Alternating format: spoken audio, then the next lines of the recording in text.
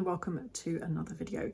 And welcome to the introduction video for the 7th book in the Thomas Hardy Readalong that we are doing, where we're reading all of Thomas Hardy's books in publication order, one a month, for 14 months. And we have reached book 7, and that is The Trumpet-Major. This was obviously Hardy's 7th novel. It was first published in 1880, and it's actually Hardy's only historical novel. So in this video, I'm just going to give you a really quick introduction to the kind of novel that you can expect with The Trumpet-Major, the sort of thing that you're getting yourself in for, maybe to convince you to read it with us if you want to. There'll be no spoilers in this video. I'm not going to tell you very much about the plot. The plot of this novel is essentially we have a heroine who is being pursued by 3 men. This is quite a similar plot to some other Hardy novels, but this one, it's set in Weymouth, which is in the southwest again, but it's a different area. And it was set during the Napoleonic Wars. This was a time that Britain feared that it might be invaded, so there was a lot of anxiety, and this love story really has the background of that national anxiety kind of pervading the society, the local community, and kind of the relationship as well. And that's essentially what the book is about.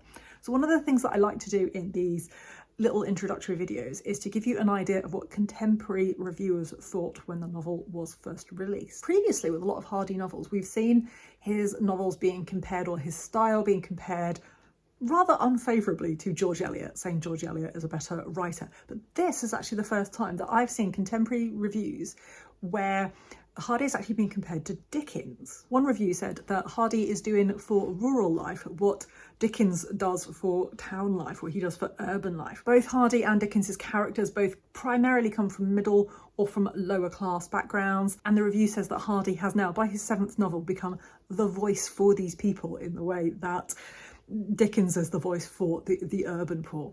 Hardy is now the voice for the rural poor, the authentic voice of the rural poor. This same review praised the way that Hardy described both his scenery and his characters, and said he is second to no living writer in the art of making one see his scenes and know his characters. That, for me, it kind of sums up why I love Hardy. It's the kind of scene setting and the very vividness of his scene setting and the description of his characters. You don't always like his characters. They don't always do interesting things sometimes. Sometimes they do really interesting things. But they're always very, very vivid and very well drawn.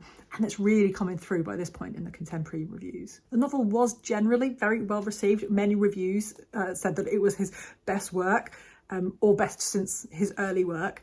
Certainly the best since Far From the Madding Crowd, said a lot of reviews. And while The Return of the Native had a lot of drama in it, there were a lot of reviewers who didn't like The Return of the Native, which was the one that he released just before this one, and actually prefer the return, they say, in The Trumpet-Major to what one reviewer called a readable and good book, a double whammy of praise, being both readable and actually good. And a lot of reviewers said that this was a return for Hardy to that.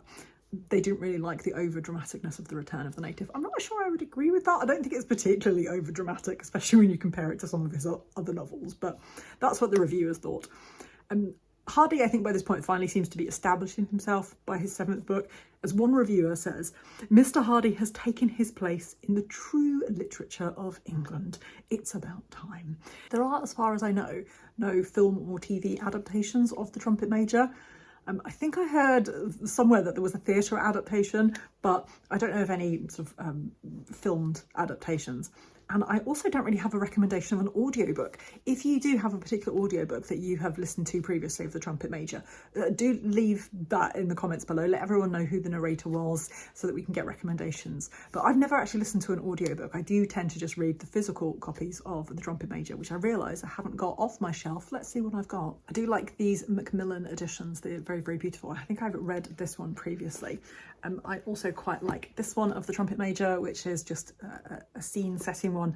But if you've been around a while, if you've seen some of these videos, you'll know that I really enjoy the Macmillan editions, which look very much like some actors have just gone to a fancy dress shop.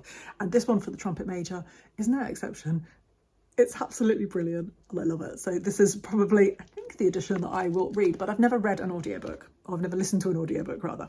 So if you've got any recommendations, let us know. So the final thing I need to do is actually just give you a misery scale score. So this is just something fun I'm doing in every video, where I kind of compare Hardy's books to each other and give you a score of what I think he kind of lands, because everyone assumes all of his books are miserable. I don't think that The Trumpet-Major is a miserable book. I think maybe I would put it as a 1, unless I'm completely forgetting some really miserable thing that happens.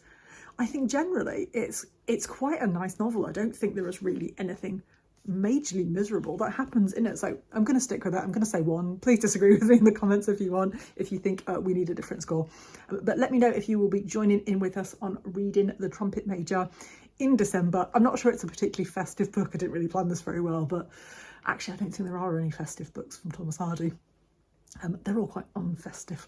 But anyway, in December, we're going to be reading The Trumpet-Major. So let me know in the comments if you are joining in with us, and I will see you very soon in another video. Thank you so much for watching.